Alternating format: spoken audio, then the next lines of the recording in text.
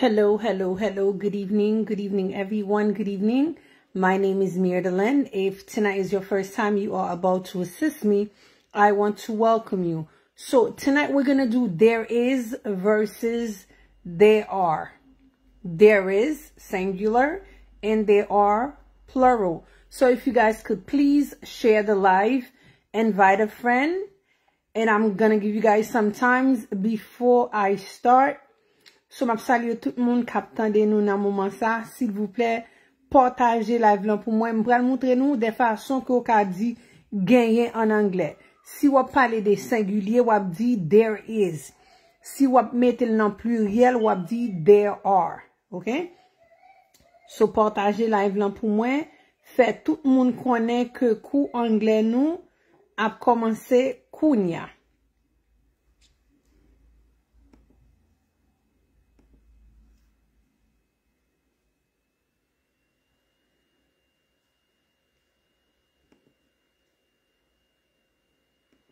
So, ou même qui ont une question pendant que m'a fait live là, leave your questions, or if you have a comment, leave your comment and I will go over them after the live. OK? So, une question que vous avez posée pendant la fait live là, pas fatigué ou si m'pa getan well pendant nous live là, m'a répondre question là après live là. So, partagez live là pour moi guys, lagez live là dans yon groupe. Fait tout le monde connaît que nous gen ko anglais nous. Cap commencer kounya, partager. Partager live là. Avant que nous commencer, there is versus there are.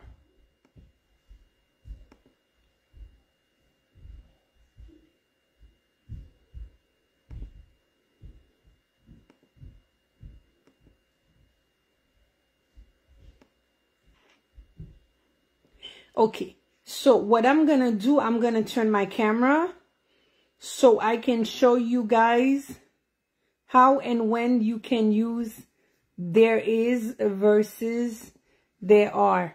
I hope you guys had a wonderful day today. My day was phenomenal. So we are about to start, but before we do, hang on one second. Let me click on that to show you guys. Okay, so let me turn the camera toward this so I can show you guys, okay?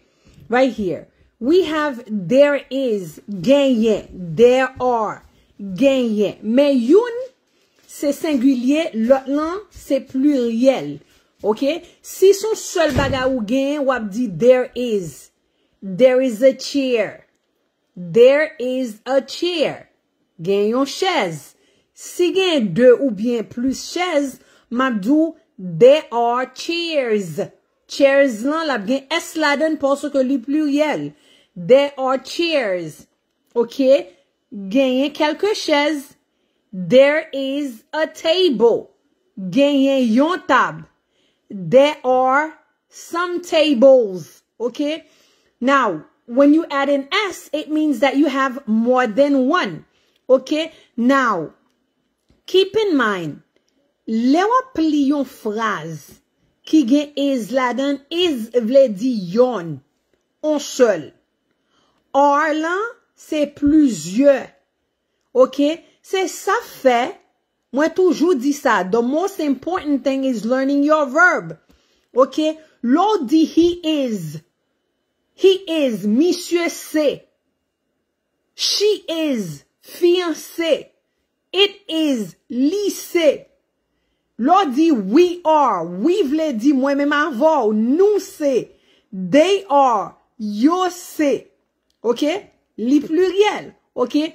Now, yon l'autre gens que ou ka utiliser is when you have an uncountable noun. Qu'est-ce que ça vle di, Miss Mirdaline, uncountable nouns? Ça vle di que ou gen sucre, ou gen de l'eau. Liquide, li pas besoin de l'eau seulement, li gen doit lait, li gen doit jus, depuis son liquide que lié, gasoline, OK? These things are uncountable. Uncountable veut dire bagay que ou pas ka compter, mais ou ka mesurer. So therefore, wap di there is some sugar, there is some milk, there is some rice, okay? When I say there is some rice, I'm not talking about the bag of rice. I'm talking about the rice itself. Est-ce qu'on ka mesurer, est-ce qu'on ka compter grain diri? No, it's impossible. So therefore, wap di, there is some milk in the fridge. Ça veut dire que genyen lait dans frigidaire lan. The reason why you gen is avec some, c'est parce que it is an uncountable noun. Ça veut dire que c'est yon bagay que ou pas kap compter. Pour même qui pas compte ça, mon noun lan vle di non. Qui ça non vle di? A person, a place, a thing, or an animal. Tout bagay gen yon non. Ou même you are a noun. Because l'autre fait yo bon non, right? Yon let. Son nom que lié parce que comment le let. Jus. Tout bagay qui gen yon non, they are nouns. Okay? So de pou pa ka kontel, c'est mesurer, ko ka mesurer, wap di there is some. Depi yon bagay li singulier, wap di there is. Depi li pluriel, wap di there are. Okay? Now, if there is a positive, then of course we know there is a negative, right? So si gen yon positive, okay, ou bien affirmative, même bagay lan, ça veut dire que gen yon négatif. Si nan positive lan mwen dou there is, genyen. Nan negative lan map dou there isn't, pa genyen. Si nan positive lan mwen dou there are, gen plusieurs. Nan negative lan map dou there aren't, pa gen plusieurs. Si la mwen dou there is some, okay? Gen quelque or there isn't any. Okay? Now, mislan, pou ki sa yo di there isn't any instead of there isn't some? Remember, depi son bagay ke ou ka mesure, ou pap di some pou li, wap di any pou li, lop chanjel nan term ki negative lan. Okay? Now, let's go over some stuff together. There is a book on the table. There is a book on the table, vle di, gen yon liv sou tablan. Okay, now focus on me. Sim du konsake, there is a man outside. There is a man outside, vle di ke, gen yon monsieur de yowa. Now, sim du, there is a woman in the kitchen. Gen yon fi nan cuisine nan. There are cats in the living room. Pou ki somebody there is, because mwen do cats. Okay, more than one. So therefore it's plural. Mwen do there are. There are cats in the living room. Okay, genye chat nan salon. Si mdou there are cats, ou deja konen se pon seul chat ki gen. Gen an pile chat. This is why you have to add an S. Si mdou there are books on the desk, it's plural. Okay? Si son seul livre, mwen pa mdou there are, mwen mdou there is. Si mdou konsan ke, there are people outside. Ou pa met S nan people, because the word people, li deja pluriel deja. Wap di, there are people outside. Genyen moun de yawan. Si mdou there is a person, now it's singular. There is a person outside. Genyon moun de yawan. There is a student in the classroom. Genyon élève nan salle de classe lan. There are students in the classroom, okay, plural. Ça veut dire que genyen élève nan salle de classe lan. Simdou, there is a teacher in the class. Genyen yon professeur nan classe lan.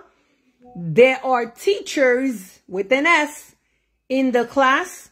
Genyen professeur nan classe lan, okay? Now, sou ap eseye traduil, wap wè ke gen pil problem moun, se kreol nan, se pa vreman anglais. Le yon haïtien dou genyen yon, sa vle di gen yon seul. Le moun nan dou genyen, li pa bezwen yon seul, li ka pluriel. Si mdou konsa ke gen moun nan kay lan. I'm not talking about one person, okay? Si son seul moun qui te gen nan kay la, m'tap dou genye yon moun nan kay la, c'est même joto avec anglais.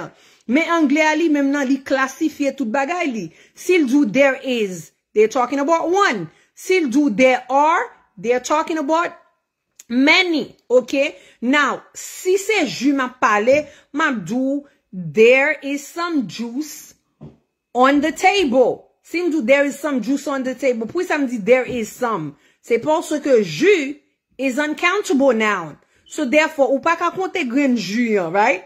C'est mesure ou ka mesurer. So therefore, wap di, there is some juice. There is some juice in the refrigerator. There is some water in the refrigerator. There is some sugar in the cabinet. Okay, ça veut dire que gen sucre nan cabinet là. So what I'm gonna do, I'm gonna turn the camera back around. I'm gonna show you guys. You guys gonna write the it's okay. There are some sentences in the positive form. So what they want you to do, they want you to change it into the negative form, okay? So bra montre nou quelques phrases qui déjà nan forme positive lan, yo vlo vire li nan format qui négatif lan. C'est comme ça wap apprendre parler langue nan bien, okay? Now, write in negative form. Number 1. Phrase sa yo déjà nan forme qui positive lan. So yo vlo changer li nan forme qui négative lan. Number 1. Lucy is 10 years old. Lucy is 10 years old, vle di, Lucy gen 10 ans. So if I'm going to change it into the negative form, mabdou, Lucy isn't. Lucy isn't 10 years old. Ça vle di que Lucy pa gen 10 ans. Number 2. Your parents are English. Ça vle di que parents ou c'est anglais. Lem changer nan negative form nan mabdou, your parents aren't English. Parents ou yo pa anglais. Your parents aren't English. Number 3. London is very small. Londres très petit. Okay? So if I'm going to change it, I'm going to say London isn't very small. Ça veut dire que Londres pas très petit. The kids are at the zoo. The kids are at the zoo. Okay? No, so ou même, le wap dil verbalement, mwen pa vlo lil pou di the kids are at the zoo. No. Et pour connecter S lan pour le son etan kon Z, pour di the kids are at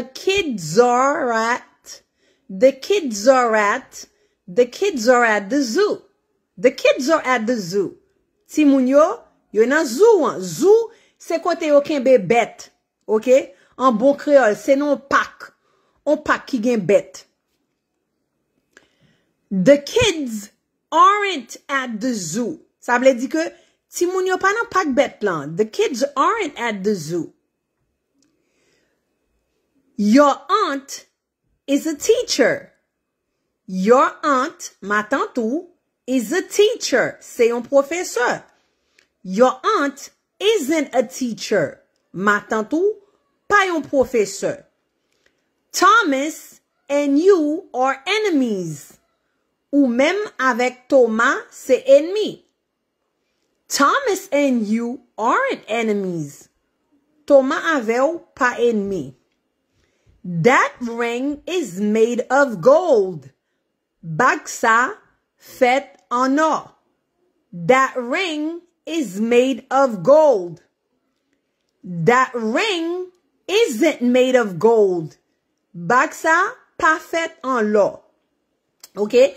Now, this part, they want you to complete with is. Okay, positive lan is vle di se. Isn't, pas, are, se, nan pluriel lan, aren't, pas, nan pluriel lan. Number 1. Daniel is very sad because his cat has died. Daniel is very sad because his cat has died. Ça veut dire que Daniel vraiment triste parce que chat li mouri. You lied to me. So you aren't my friend anymore. You lied to me. Ou te ban menti. So you aren't my friend anymore. Ou pas zami mon ko. Number 3. These tests are quite difficult, but I'll do them. These tests. Mislan, comment fait qu'on essaie or c'est pas is? Parce que yo do these tests, pluriel. These tests, tests sa yo, are quite difficult. Yo vraiment difficile, but I'll do them. Mais ma fait yo. Number 4. Look, got it. The milkshake is in the fridge. Come and see.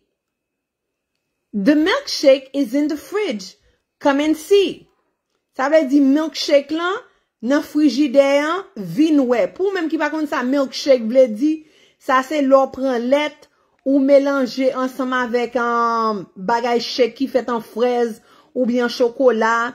Il y a plusieurs saveurs là-dedans. OK, il y aurait le milkshake. Number 5. I'm sure that the price is very cheap. I'm sure, moins sûr. I'm sure that the price is very cheap. Moins sûr que prix vraiment bas. Number 6. Alice and Tom are at school right now. Are Alice and Tom are at, ouais, je me connecte or là avec at là me fait un seul, m'badou Alice and Tom are at. Non.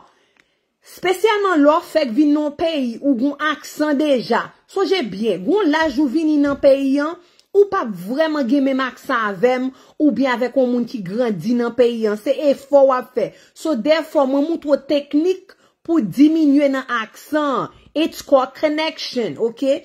So là où gen yon mot qui finit par yon consonne ou elle suit par yon voyelle ou connecté yo. Si mal dou kon sa que Alice and Tom are at school right now, ou même action la paraît vraiment rough. Okay? So wap di Alice and Tom are at school now. Ça veut dire que Alice avec Tom l'école kounya.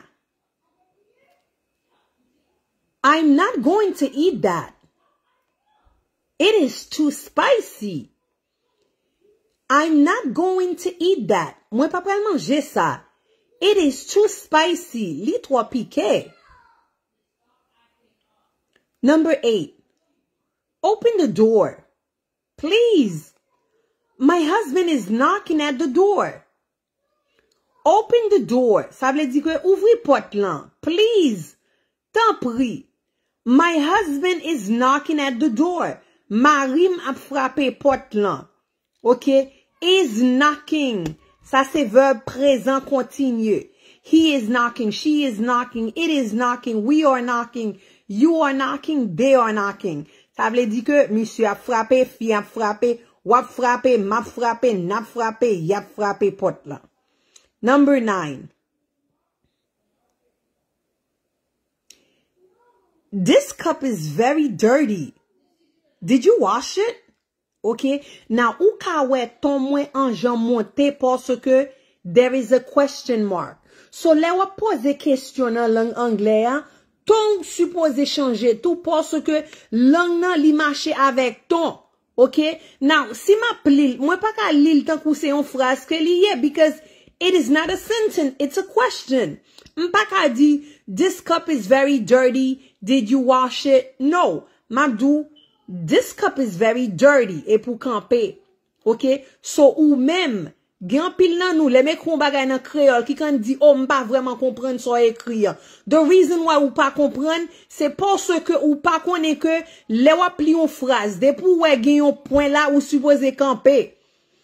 De pou wè gon interrogation mark. OK? Ou suppose stop pour 3 secondes et den nou continue. De pou wè gon comma qui c'est yon virgule. Ou suppose on stop pour 1 seconde et pour continuer. Tout bagay sa yo m'fè l'ensemble avec nous déjà. OK? Right here. Ça c'est une phrase. This cup is very dirty. Gode sa vraiment sale. Did you wash it? Est-ce que t'es lavel? Number 10. Jennifer isn't French. She's German. Jennifer isn't French. She's German. Okay? Now, moi fais contraction. Au lieu pour m'dou Jennifer is not lan c'est li même qui isn't lan. Let do she's. Okay? Au lieu pour m'dou she is. Native speakers yo e konsa yo pale. Le yo pale konsa, ou pense yo pale vite, c'est pas vite. Okay? Yo use ki sa. Yo fait moins picoute. Okay? Jennifer isn't French. Jennifer pas française. She's German. Li c'est allemand. Si m'dou konsa que you're not Haitian, you're Jamaican. Pour qui ça m'baka utilize is? Because if I'm talking to you, m'baka di you is, m'abdou you are. You aren't Haitian, you're Jamaican. Ça veut dire que ou pas haïtienne, ou c'est jamaïcaine. OK? Si m'a parlé d'un garçon, m'abdou he is an American, he is Haitian. Monsieur pas américain, li c'est haïtien. Now, si m'a parlé de trois moun, m'ka dou kon sa, they aren't French. They're Trinidadian. Ça veut dire que yo pas, what did I say before? Qu'est-ce que m'te dit? Si m'dou they aren't, yo pas. They aren't Haitian, yo pas haïtien. They're Trinidadian, yo c'est Trinidadien.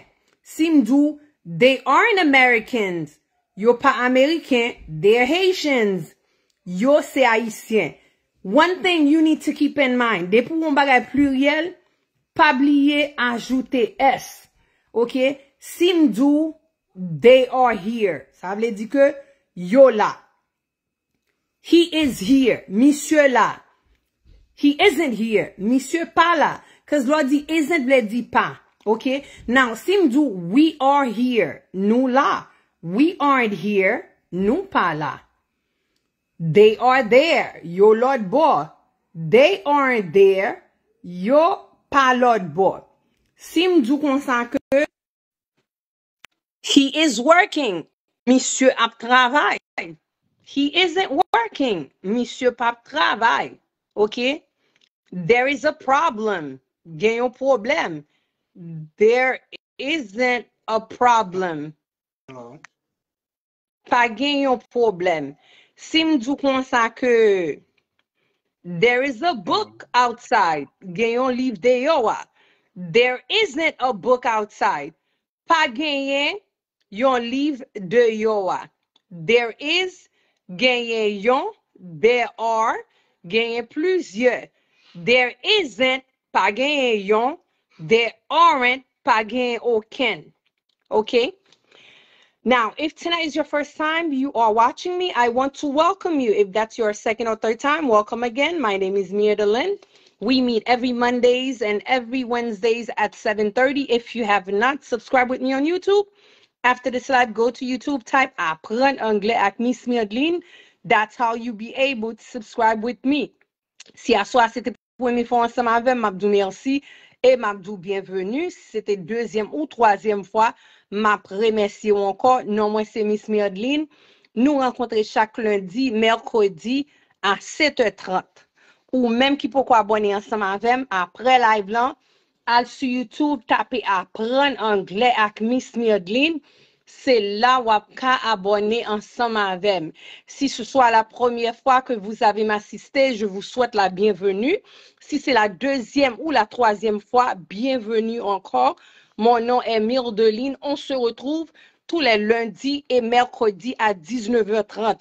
Si vous n'êtes pas abonné avec moi sur YouTube après le live, allez sur YouTube et tapez Apprendre Anglais avec Miss Mia Delin. Ou même qui pour fil pour single moms grant là. Li pral fini nan mois ça qui c'est 31 octobre. Ça veut dire que it is not too late, li pas trop tard.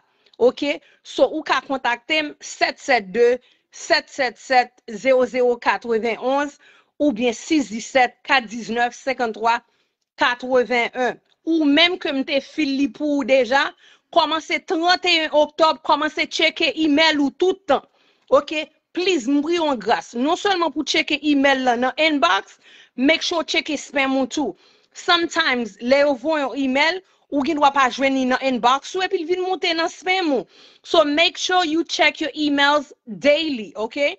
And also, ou même qui t'a même pour coup privé ensemble avec ou ka contacter moi ka aider ou sou gon ti moun qui gen difficulté pour le faire de voile, relem moi ka aider ou même qui t'a même perdu poids ou t'a même gérer sexy ou t'a même ventre ou plat tant kou ti chow. Yes, nous gen téyan, nous gen package vente là, nous gen crème là qui disponible ka boy yon travail exceptionnel. Contactez-moi 772-777-0091 ou bien 617-419-5381. Ou même qui t'a aimé passer test permis pour conduire school bus yo. Quel que soit school bus là, relem moins ka aider ou même qui t'a aimé passer test permis pour gros camion CDL class A là, relem moins ka aider et c'est garanti que ou passer ou pas capable passer parce que pas aucun élève qui jamais fait test ça yo ensemble avec sans jole, OK? Et si tu gagné tout ou t'as pas gagné t'as écrit en bas live là. So ou même qui gen mauvais crédit ou t'as remis acheter ton caille ou t'as remis acheter ton machine, c'est crédit qui problème nan vin côté moins ka fixer crédit ou pour correctement et li pas prend pile temps. 772-777-0091 ou bien 617-419-5381. Ça veut dire que ou gen quelques semaines avant single moms grant lan fini. Pour qu'appliquer pour single moms grant lan ou supposé yon maman ou supposé célibataire. Ça veut dire que ou pas qu'à marier. Sous t'es marié ou supposé divorcer ou bien sous t'es marié mari ou mouri ou bien pas jamais marié. Sou gen ti moun, yes, you can apply for that grant. All you have to do, contact me 772-777-0091 or 617-419-5381. C'est première fois wap suivre moi sous page là, ça wap fait wap monter sous tête page là, wap click follow. Chaque le nous live wap joindre notification. Et pendant ma bay numéro ça yo, sou pas gen te prend numéro téléphone yo, pas inquiéto, al sous tête page là, wap joindre email nous, wap joindre téléphone nous, wap joindre tout bagay qui nécessaire que pour nous aider, OK? Ou même qui pas capacité test citizenship là, contactez moi ka aider ou même qui a difficulté pour lire ou bien écrit, relem moi ka aider. Guys, please partagez live là pour moi. Partagez-la avec amis ou, partagez-la avec famille ou, partagez-le sur WhatsApp, partagez-le partout ou même qui connaît moun qui fait vinn dans pays ou bien moun nan vinn dans Biden. Invitez yo vinn apprendre anglais, OK? Now, here's the thing. Ou même qui te fil from Biden nan. Ou gen plusieurs mois ou pas jamais tande rien nan men USCIS, OK? Gen moun qui gen caisse depuis janvier ou bien février, nous ka fait yon booster letter emergency pour. Qui ça booster letter emergency?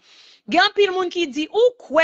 Listen, take it from the professional. Yes, li existe, oui ou ka fait. Moi ka fon lettre pour m'ka aider booster question pour. Combien comme nous fait ça? $70 seulement. Ou ap contacter 772-777-0091 ou bien 617-419-5381. Qui ça m'a besoin pour me faire pour? M'a besoin email compte USCIS ou m'a besoin password là et m'a besoin receipt number pour nous ka faire pour nous ka aider. Ou même qui intéressé ou ka contacter nous 772-777-0091 ou bien 617-419-5381. Pour toute information, bien question qui est importante, please, pas écrire sous Messenger pour nous quitter bagay important pour moi, because guess what? M'pas vraiment al sous Messenger like that. OK? C'est si m'ka poste ton bagay mon message m'ka al sous Messenger. Depuis li important toujours di nous ça. Écrire sous WhatsApp. OK? Yo pas ka hack WhatsApp moi. OK? Now, souvent yon bagay important, wap voye ID sous Messenger ou pas voye pour Miss Medline ou voye pour hackers. But if it's something important, it's an urgency, contact me on WhatsApp 777-0091 or 617-419-5381. Et ou même qui t'a remis apprendre faire taxe. Gen pile nan nou qui t'a remis apprendre ça, right? Relem moins kaedo. Classe lan, combien kobliye mis lan? $329. Pour $329, ou ap apprendre faire taxe professionnellement. Et puis non seulement ça tout, si c'est États-Unis ou ap vive, n'a bon travail ensemble avec. OK? Qui sont besoin encore? Ou pas besoin de venir côté, ou pas besoin de déplacer. Pendant la caillou, ou gen ordinateur, mis lan, moi ta remè apprendre fil taxe. Pas de problème. Relem, $329.